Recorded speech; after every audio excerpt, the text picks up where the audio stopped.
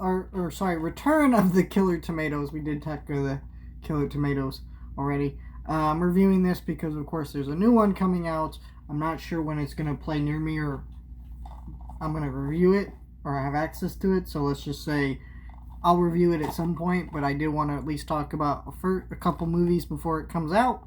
So I decided to talk about Return of the Killer Tomatoes and the first one because, they're the easiest to access. This one is really strange because, of course, Attack of the Killer Tomatoes was a movie from 1978, and it was kind of like a parody of like 50s B movies. It was very comedic. It kind of just did whatever it wanted. It wasn't really the best movie, but it has a certain charm to it that I think a certain group of people will absolutely love, and I am one of those people because you could tell everyone involved had a great time with it. It is one of those movies, though, I think has been misconstrued with people who found it accidentally being like, is this a movie that they were trying to take seriously? Because, movies like that, I guess, were not made in like the era we're in now where everything's ironic and everything's kind of a joke, so people kind of can catch on a little bit quicker to what's, actually meant to be taken a certain way, where that movie did not have that. And so watching this movie is very different when you think about that kind of stuff. I think that this one is weird because, again, the first one came out in 1978. This one came out in 1988, and it's the sequel. A whole, 10 years later. Literally 10 years. I'm not really sure why.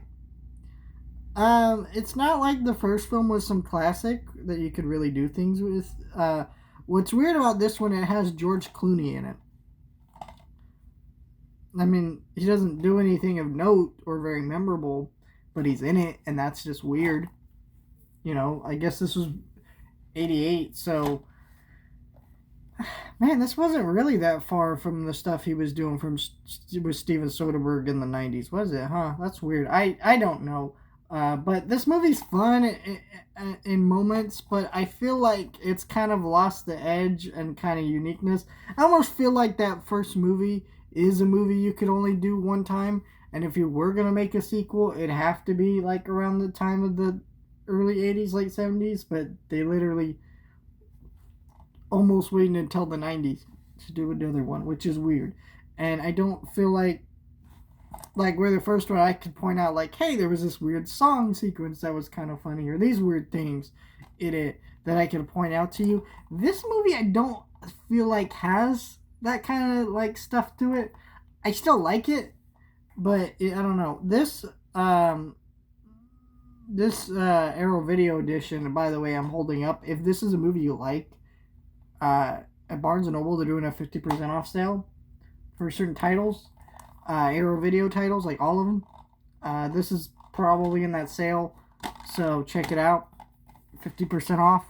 But yeah, very crazy stuff. Let me hear your thoughts.